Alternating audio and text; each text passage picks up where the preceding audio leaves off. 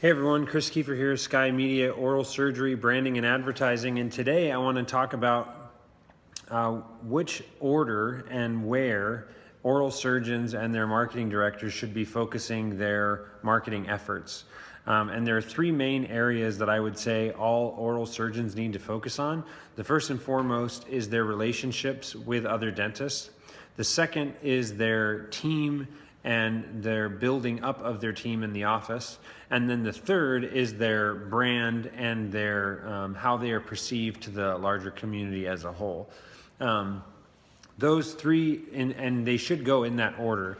We are a branding and advertising company, so we help with that third component, but I do want to make sure that it is known that we actually would not work with someone if they are not doing those first two things, because if you are not focusing on your relationships and your team in your office, no matter what your brand is, you might have some success temporarily, but that's not going to sustain itself. And I guess now to define what I mean by relationships with dentists, you need to be, as an oral surgeon, you need to be going out and meeting face-to-face with dentists on a regular basis. You don't have to meet with dozens of them per month, but I would say every week, at least twice a month, if not every week, you should be going to either a lunch or breakfast or to some study club or somewhere where you're actually going out and meeting the dentists that are sending you patients. There have been numerous dentists that we've talked to, and when we ask them, why do you send patients to the oral surgeon that you send them to, their response is always something along the lines of, oh, I know, Sarah, I know John, we go way back, we went to school together. But that's first and foremost the biggest and most influential part of the funnel where you're getting your patients from. So you have to be going out and meeting meeting the dentist and getting to know them, getting your name out there, and letting them know that you're a good person. The second thing is, after you by having those relationships, you're going to get patients starting to be sent your way. And now you need to focus on your team and developing the people that are on your team.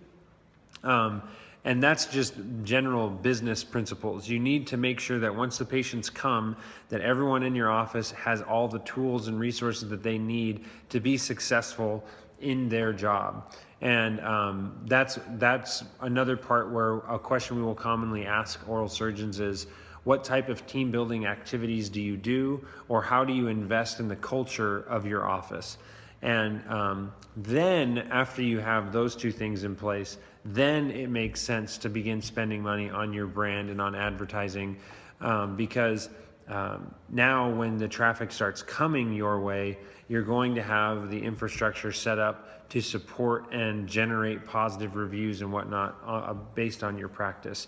So again, do not contact any marketing company unless you are already meeting with dentists on a regular basis and you're investing in developing the people in your office. And you might find out that if you just do those two things, you're plenty busy enough and you don't even need to have any marketing done for your practice, because you're busting at the seams with the people that are already coming your way. So again, in that order: relationships, team, then marketing. Don't do the marketing before those other two.